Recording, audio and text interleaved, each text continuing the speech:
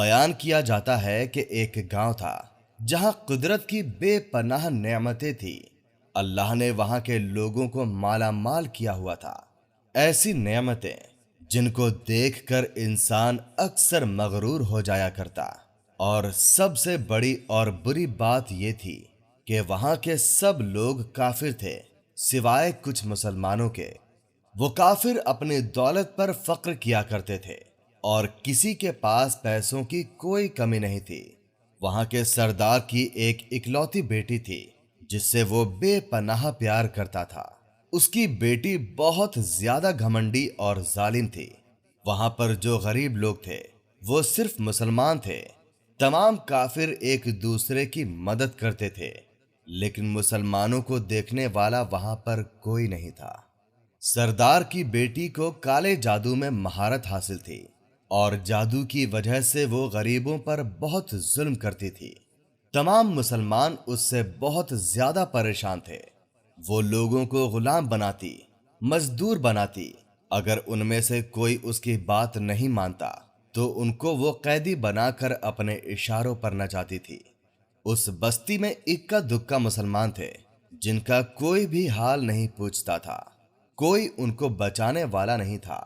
جب اس سردار کی بیٹی کا ظلم حد سے زیادہ بڑھ گیا تو مسلمانوں میں سے ایک بوڑھے شخص نے اللہ کے حضور گڑ گڑا کر یہ دعا کی کہ یا اللہ، ہماری نسلیں جو چند ایک یہاں پر بچی ہیں ان نسلوں کو تو بچا لے۔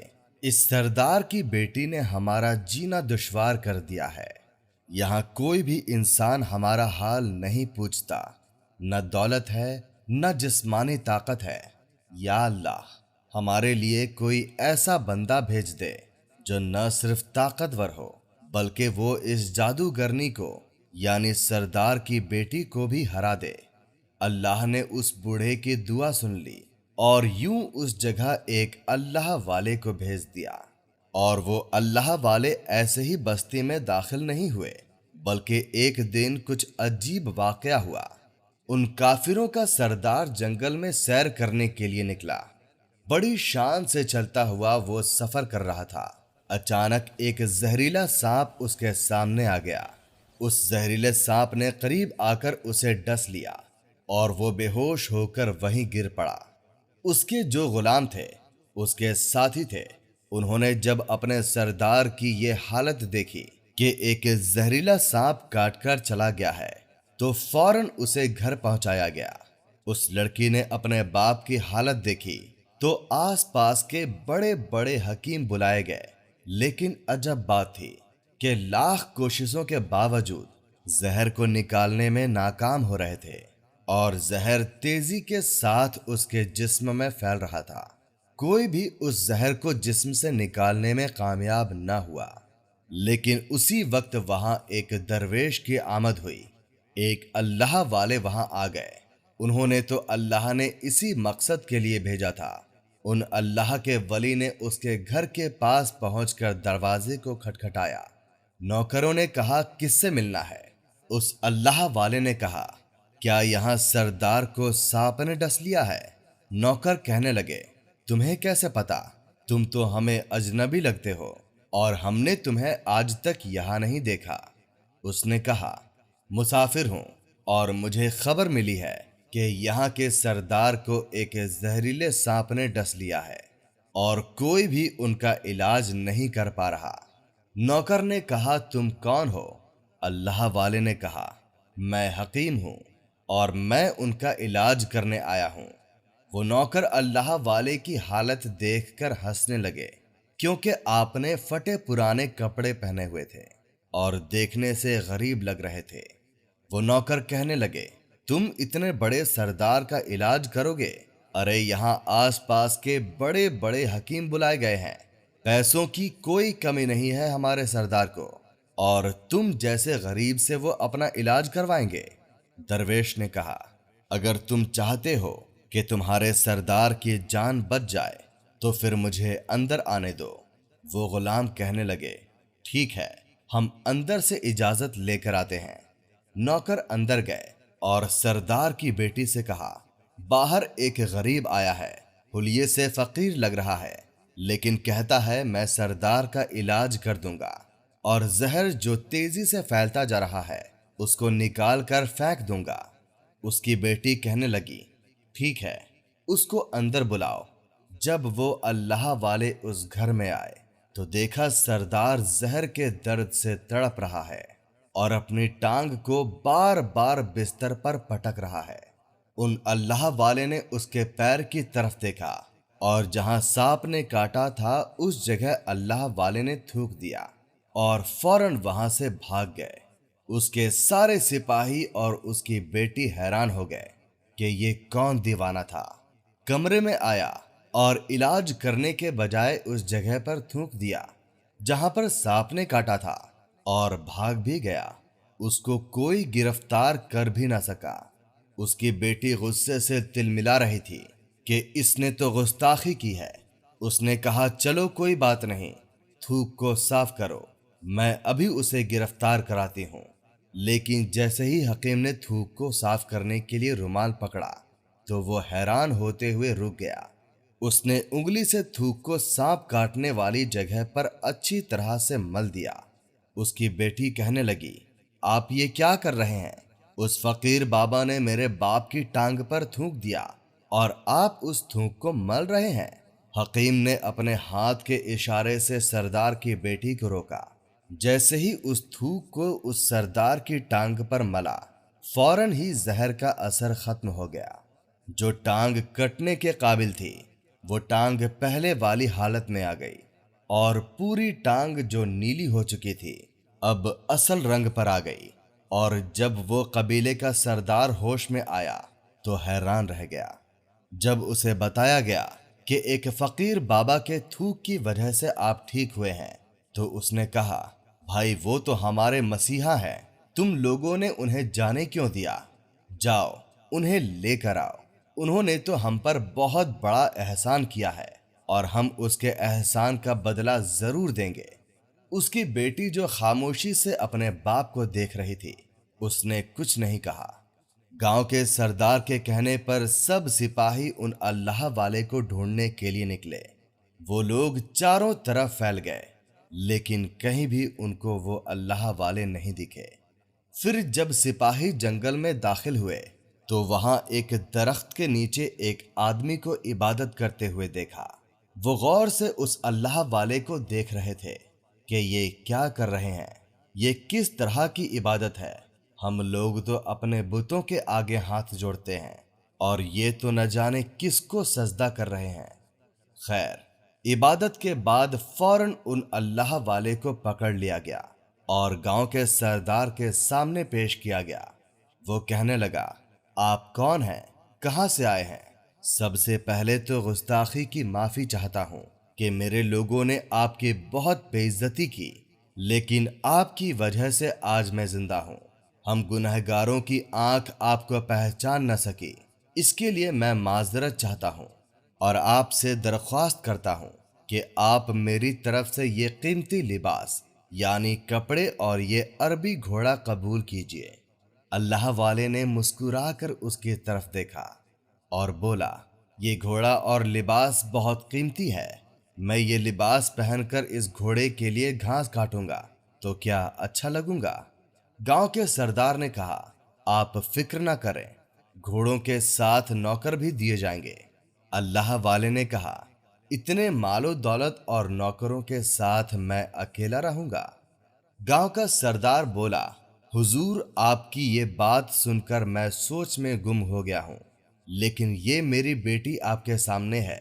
میں حیرت سے اپنے باپ کو دیکھ رہی تھی کہ میرا باپ کیا کہنے والا ہے۔ اس نے کہا، میری بیٹی جسے آپ نے دیکھ لیا ہے اس کی شادی آپ سے کر دی جائے گی، مگر ایک شرط ہے، آپ کو اپنے مذہب کو چھوڑنا ہوگا۔ میرے سپاہیوں نے آپ کو عبادت کرتے ہوئے دیکھا ہے اور جہاں تک ہماری معلومات ہے ہم بتوں کے آگے سجدہ کرتے ہیں، ان کی عبادت کرتے ہیں، اور آپ جس کے آگے سجدہ کر رہے تھے وہ آپ کا اللہ ہے اور آپ مسلمان ہیں، اسی لیے آپ کو اپنا مذہب چھوڑنا ہوگا۔ کیا آپ ایسا کر سکتے ہیں؟ اللہ والے نے کہا، مجھے ایک بات بتائیے، آپ مجھ میں سب کچھ دیکھ رہے ہیں، اور آپ نے مجھے یہ دعا بھی دی کہ میری بہت اولاد ہو اور آپ کی نسل آپ کی بیٹی سے چلے۔ آپ مجھے ایک بات بتائیں، اگر ان بچوں میں کسی بچے کو خدا نہ خواستہ کچھ ہو گیا تو رونا کس کو پڑے گا؟ سردار نے جواب دیا، حضور اگر خدا نہ خواستہ ایسا ہوا تو رونا تو پھر آپ کو ہی پڑے گا۔ اللہ والے نے مسکرا کر کہا، اگر یہ سارا مال لے کر مجھے رونا ہی پڑے گا تو آپ اپنا گھوڑا، اپنی دولت، اپنی بیٹی، ہر چیز اپنے پاس واپس رکھ لو۔ میں خوش ہوں کہ میں ایک مسلمان ہوں۔ اگر یہ تمام چیزیں لے کر مجھے اپنا مذہب چھوڑنا پڑے تو میں اپنی جان دے کر بھی اپنے مذہب کو نہیں چھوڑوں گا۔ جس رب نے مجھے پیدا کیا ہے، کیا اس رب کے دین کو چھوڑ کر آپ کے پاس چلا جاؤں صرف ان چند پیسوں کے لیے؟ میں ایسا نہیں کر سکتا، اور میں اپنی درویشی میں بہت خوش ہوں۔ اللہ نے مجھے جس مقصد کے لیے یہاں بھیجا ہے بس وہی مقصد پورا ہو جائے۔ گاؤں کے سردار نے پوچھا، کیا مقصد ہے آپ کا؟ اللہ والے نے کہا، یہاں کے مسلمانوں پر ظلم ہو رہا ہے، بس انہی کے لیے آیا ہوں اللہ کی مدد سے۔ یہ کہہ کر وہ اللہ والے جانے لگے تو سردار سے درویش کو رک جانے کا کہا اور کہنے لگا، میں نے مال دے کر آزمایا تم کو، ہر طرح سے جانچ لیا، پر تم اپنے مذہب کو چھوڑنے پر راضی نہ ہوئے۔ اگر تم یہی سب کرنے آئے تھے تو تمہیں کسی بات کا ڈر نہیں۔ کیا تم جانتے نہیں ہو کہ ہم کتنے طاقتور ہیں؟ ہماری بیٹی اپنے عمل میں اتنی ماہر ہے کہ تمہیں یہاں کھڑے کھڑے جنگلی جانور بنا سکتی ہے۔ اللہ والے نے کہا، اس نے جانور تو کمزور لوگوں کو بنایا ہوگا، یہ مجھے جانور بنا کر دکھائیں۔ اس سے پہلے کہ گاؤں کا سردار اپنے بیٹی سے کہتا کہ اس پر وار کرو، اللہ والے نے جادوگرنی پر ایک پھونک ماری اور وہ اسی وقت ایک بڑی سی چھپکلی بن گئی۔ وہ کچھ نہیں کر پا رہی تھی۔ وہ چھپکلی اتنی بڑی تھی کہ وہاں پر جتنے بھی انسان کھڑے تھے ان سب میں سب سے اونچا قد اسی کا تھا۔ وہ چھپکلی اللہ والے کے پاس آنے لگی، اپنا زہر ان پر اگلنا چاہتی تھی، تو اسی وقت انہوں نے اس کے منہ پر تھونک دیا۔ تھونکنے کی دیر تھی کہ وہ جلنے لگی۔ وہ تھونک کیا تھا؟ تیزاب تھا، جس سے اس کا آدھا چہرہ پگھل رہا تھا۔